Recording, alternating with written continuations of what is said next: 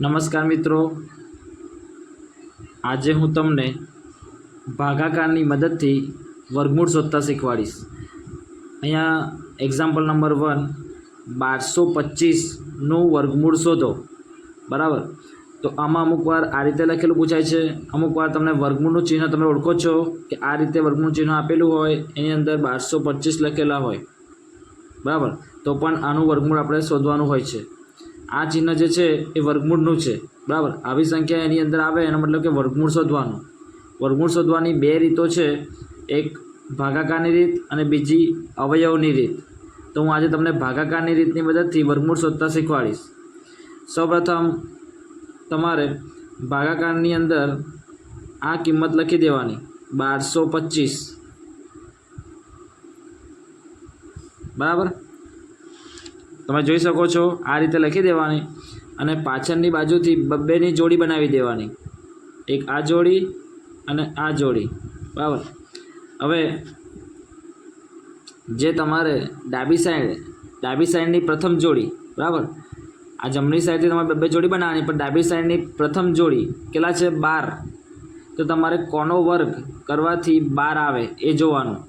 તો તમારે 1નો વર્ગ કેટલો થાય, 1નો વર્ગ તમને ખબર છે 1 થાય। 2નો વર્ગ, 2નો વર્ગ કેટલો થાય, 2નો વર્ગ થાય 4। 3નો વર્ગ કેટલો થાય 9। 4નો વર્ગ 16। તો તમારે જોવાનું આમાંથી કે 12 કરતાં કોનો વર્ગ 12 કરતાં ઓછો આવે છે, કાં તો 12 આવે કાં તો 12 કરતાં ઓછો આવવો જોઈએ। તો જો 4નો વર્ગ 16 થઈ જાય છે એટલે મતલબ કે 3નો વર્ગ, 3થી ભાગ ચાલશે, એટલે 3થી ભાગ ચલાવવાનો, એટલે 3 શું છે, 3નો વર્ગ શું છે 9, તો 3નો વર્ગ 9 છે, 3 વખત 3 જગ્યાએ મૂકી દેવાની, 3 વખત અહીંયા મૂકી દેવાના, 3 ઉપર અહીંયા મૂકવાના અને 3 એની નીચે મૂકવાના, અને જે વર્ગ મળ્યો હોય તે 9 નીચે મૂકવાના, 12ની નીચે।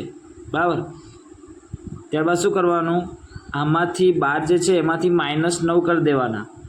આ જે 12 દેખાય છે એમાંથી -9 કરી દઈએ તો 12માંથી 9 જાય એટલે રહેશે 3। બરાબર, અને અહીંયા આગળ જે બહારની સાઈડ છે ત્યાં પ્લસ કરવાનું, સરવાળો કરી દેવાનો, 3 ને 3 6। બરાબર, પછી જે પાછળની જોડી જે છે 25 એ નીચે ઉતારી દેવાની, 25। બરાબર, અહીંયા શું થયું, બાદબાકી કરી, આપણે અંદરની સાઈડ 12માંથી 9 બાદ કર્યા, 12 3 ને 3 પ્લસ કર્યા, આ યાદ રાખજો, અને જે વર્ગ મળ્યો આપણને એ અહીંયા લખ્યા। ઓકે, હવે અને ઉપરની જોડી નીચે ઉતારી દીધી, બાકીની જે પાછળની જોડી નીચે ઉતારી।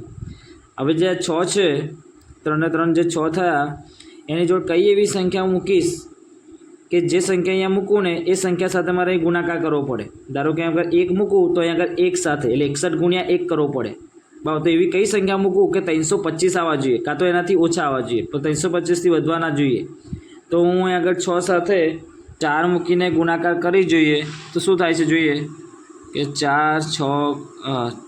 6ની સાથે 4 મૂકીએ તો 4 સાથે જ ગુણાકાર કરવાનો। બરાબર, સાઈડ પર કરી જોવાનું એકવાર, 4 4 16 6 વધી પડી 1, 4 6 24, 24 ને 1 25, કેટલા થાય 256। હજુ આપણે 5 કરી જોઈએ। બરાબર, 6 સાથે 5 મૂકી જોયા અને 5 સાથે ગુણાકાર કરીએ એટલે 65નો ગુણાકાર 5 સાથે કરીએ, કારણ કે 5 મૂક્યા એટલે નીચે 5 મૂકીએ એટલે 65ની સાથે 5 ગુણાકાર કરીએ તો 5 5 2505 વધી પડી 2, 6 5 30, 30 ને 31 32, 325 મળી ગયા છે। જો તમે જોઈ શકો છો અંદર 325 જ છે, તો અહીંયા 5થી ભાગ ચાલશે એટલે 5થી ભાગ ચલાવવાનો, 5 અહીંયા મૂક્યા, 5 નીચે મૂક્યા, 3 જગ્યા મૂકવાનો આવશે, 5 ઉપર મૂક્યા, આ જે જવાબ અંદર જેનો ગુણાકાર કર્યો એ અંદર મૂકવાનો 325। અહીંયા આગળ તમારે માઇનસ કરશો એટલે શેષ વધશે 0। અહીંયા આગળ 12 સરવાળો કરી દેજો, 5 ને 5 10 16 વધી પડી 1, 6 ને 1 7। બરાબર, એટલે તમારી શેષ 0 થઈ જાય એનો મતલબ કે તમને વર્ગમૂળ મળી ગયું 35। એટલે 1225નું વર્ગમૂળ કેટલું થશે, 1225નું વર્ગમૂળ કેટલું મળ્યું આપણને, તો 1225નું વર્ગમૂળ મળ્યું આપણને 35। એટલે આન્સરમાં લખી દેવાનું કે વર્ગમૂળમાં 1225 બરાબર 35 આ એનો આન્સર થશે. એક્ઝામ્પલ નંબર 2, 2209નું વર્ગમૂળ શોધો. બરાબર. તો હવે આ 2209નું આપણે જે એક્ઝામ્પલ નંબર 1 ભાગાકારની મદદથી શોધ્યું એવી જ રીતે ભાગાકારની મદદથી શોધીશું. સૌપ્રથમ ભાગાકારની અંદર 2209 લખી દેવાના. 2209 બરાબર. હવે જમણી બાજુથી એટલે જમણી બાજુ આ બાજુથી બરાબર આ સાઈડથી 2 જોડી બનાવીશું 2 આંકડાની. તો અહીંયા આગળ 09ની એક જોડી બનશે અને એક 22ની જોડી બનશે. હવે તમારે ડાબી સાઈડની પ્રથમ જોડી જોવાની. કેટલા લખ્યા છે? તો 22 લખ્યા છે.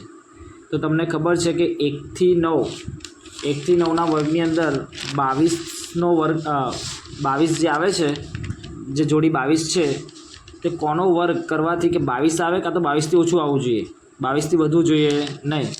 તો તમે જાણો છો કે 1નો વર્ગ 1 થાય, 2નો વર્ગ 4 થાય, 3નો વર્ગ 9 થાય, 4નો વર્ગ 16, 5નો વર્ગ 25. જો વધી જાય છે 22 કરતાં 5નો વર્ગ 25 વધી જાય છે એટલે આપણે 4ના વર્ગથી ભાગ ચલાવીશું. એટલે 4થી ભાગ ચલાવીશું કારણ કે 4નો વર્ગ કેટલો છે? 16 ઓછો છે, 22 કરતાં ઓછો છે. એ 4થી ભાગ ચાલશે એટલે આપણે 4થી ભાગ ચલાવવાનો. એટલે બહાર 4 મૂકવાના અને જે 4થી ભાગ ચાલો એની નીચે પણ 4 મૂકી જ દેવાના અને ઉપર 4થી ભાગ ચાલો 4 ઉપર મૂકવાના. કેટલો વર્ગ આવ્યો એનો? 16. તો નીચે મૂકવાના 22ની નીચે. હવે બહાર શું કરવાનું? સરવાળો કરવાનો. તો 4 ને 4 8 અને અંદર બાદબાકી કરવાની. તો 22માંથી 16 જાય એટલે રહેશે 6. ઉપરથી બીજી જોડી ઉતારી દેવાની. બીજી જોડી કેટલા લખ્યા છે? 09 બરાબર. હવે આંખની સાથે એવી કઈ સંખ્યા મૂકીશ કે જે સંખ્યાએ મૂકું 1 મૂકું તો 1 સાથે ગુણાકાર કરો, 81 સાથે 1 સાથે ગુણાકાર કરવો પડે, 2 મૂકું તો 82 સાથે 2 સાથે ગુણાકાર કરવો પડે. તો એવી કઈ સંખ્યા મૂકું કે 609 આવે? તો અહીં આગળ 7 મૂકી જવાના. તો હું અહીં આગળ આંખની સાથે 7 મૂકું અને 7 સાથે ગુણાકાર કરું તો જોઈએ કેટલા આવે? 609 આવે છે કે નહીં? તો 7 49, 9 વધી પડી 4, 8 7 56, 56 ને 4 60. જો 609 મળી ગયા એટલે આપણે 7થી ભાગ ચાલશે બરાબર. એટલે 8ની સાથે 7 મૂકીશ અને 7 સાથે ગુણાકાર કરીશ એટલે 609 મળે છે. એટલે આપણે 7 મૂકીશું એટલે 8ની સાથે 7 મૂકવાના અને 7 એની નીચે પણ મૂકવાના અને ઉપર પણ મૂકવાના. 3 જગ્યાએ મૂકી જ દેવાના. જેના ભાગ ચાલે 3 જગ્યાએ મૂકી જ દેવાના. અને જવાબ કેટલા મળે આપણે? 609. શું થશે? શું હશે? 0.